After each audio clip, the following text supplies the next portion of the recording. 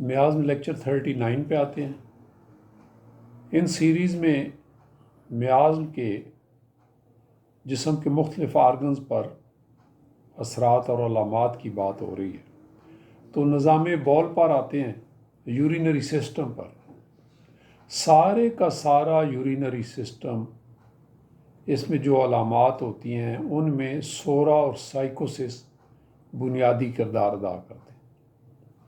اور اگر اس میں مولک پن والا معاملہ آئے گا تو سمجھے ٹیوبر میازم اس کے ساتھ مل گیا۔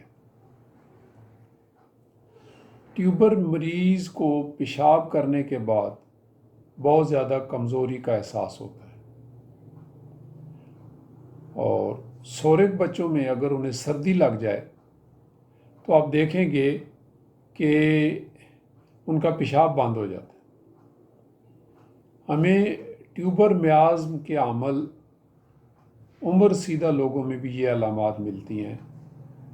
مریض شکایت کرتا ہے کہ اس کا مثانہ بھرا ہوا ہے اور پیشاب کی نالی میں تنگی کا احساس ہونا اکثر پایا جاتا ہے، اور یہ بعض لوگوں میں کھانسی یا چھینک مارنے سے، یا جب وہ لوگ زور سے ہنستے ہیں تو ان کے پیشاب کے قطرے غیر ارادی طور پر نکل آتے ہیں۔ یہ سورا میازم کی علامت ہے۔ اصولی طور پر شوگر کے مریض ٹیوبر میازم کے زیر اثر ہوتے ہیں، اور سائیکوسس مل جائے گا تو کیس زیادہ مہلک اور خطرناک ہو جائے گا۔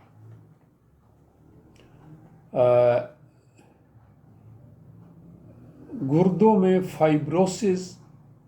فائبرس چینجز آتی ہیں، تو یہاں پر تینوں میازم اکٹھے ہو جاتے ہیں۔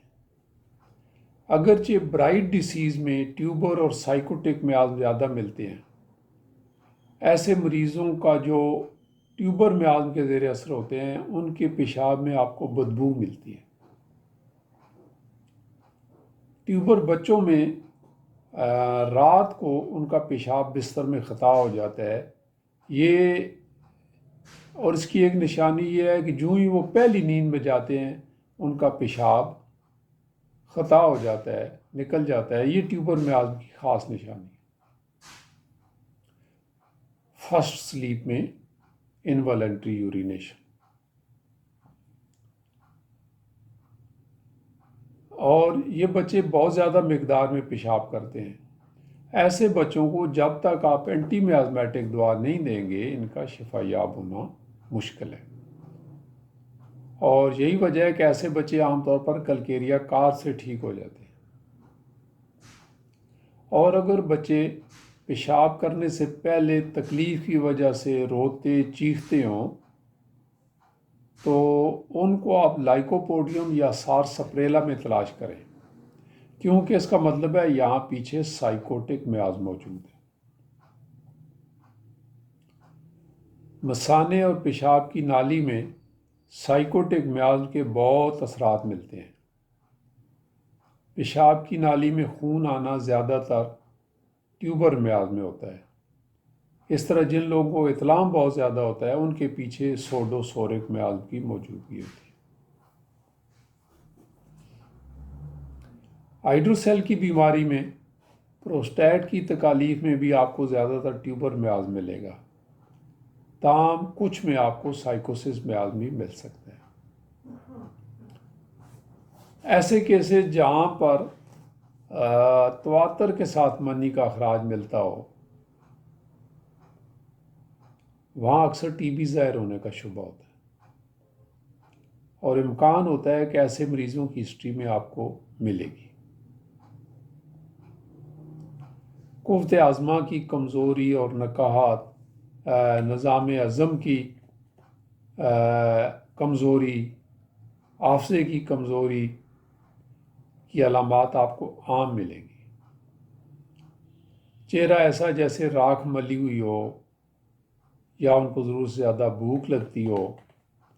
دراصل ایسے مریضوں میں پیشاب کی تکالیف ثانوی علامات ہوتی ہیں جو کسی پرائمری بیماری کے سبب ظاہر ہوتی ہیں۔ سورا کی دماغی علامات عام طور پر مرکزی اعصابی نظام کا احاطہ کرتی ہیں۔ آپ دیکھیں گے ایسے لوگ مختلف خوف کا شکار رہتے ہیں، بلکہ مبالغہ آرائی کی حد تک خوف زدہ ہوتے ہیں۔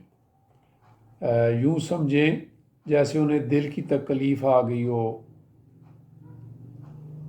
اور دل کی تکالیف کا دل کے امراض کا خوف ہو جاتا ہے، دل کا ہو چاہے پھیپھڑوں کا ہو یا جسم کا کوئی بھی آرگن ہو، یہ جو خوف ہے سورا کے سبب آتا ہے۔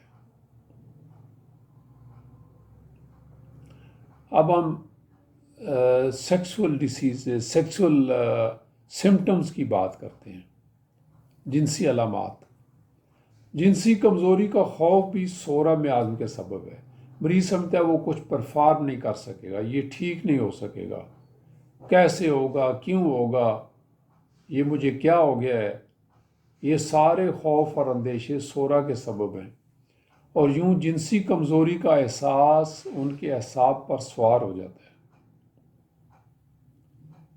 اور ان کا ذہن ایک ہی نقطے پر ٹک جاتا ہے کہ وہ جنسی طور پر کمزور ہیں، اب ان کا کچھ نہیں بن سکے گا۔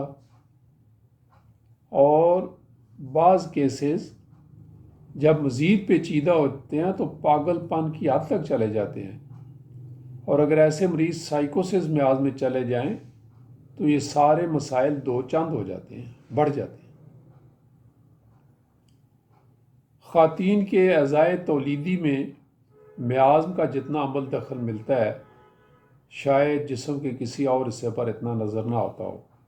خاص طور پر پردرد حیض تقریباً ہر خاتون میں ہمیں یہ علامات ملتی ہیں، اور رحم کی تکالیف، رحم کی بیماریاں نظر آتی ہیں، اور سر کی چوٹی سے لے کر پاؤں کے تلووں تک ہمیں ٹیوبر میاز نظر آتا ہے۔